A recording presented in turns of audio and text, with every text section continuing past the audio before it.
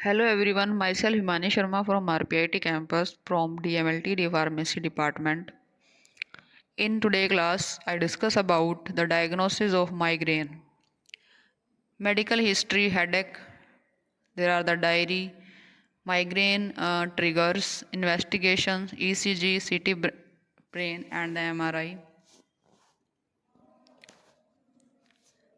Goals for treatment: establish the diagnosis, educate the patient, discuss the finding, establish reasonable expectations, involve patient in decisions, encourage the patient to avoid triggers, choose the best treatment and create the treatment plan. Long-term treatment: reducing the attack frequency and severity, avoiding the escalations of the headache medications, educating and enabling the patient to manage the disorder, improving the patient's quality of life. Management: non pharmacological treatment, identification of the triggers, meditations, relaxation training, psychotherapy. Next is the pharmacotherapy, abortive therapy, preventive therapy. First is the abortive therapy. Non specific treatment is aspirin 500 to 650 mg, paracetamol 500 mg to 4 grams, ibuprofen is the 200 to 300 mg, diclofenac 50 to 100 mg, and naproxen is 500 to 750 mg oral.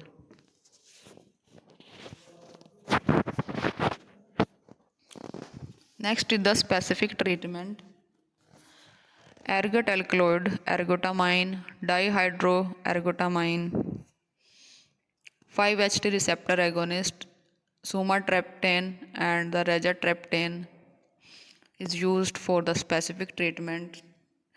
Sumatriptan is used in 25 to 300 mg and 6 mg. Rizatriptan is the 10 mg orally.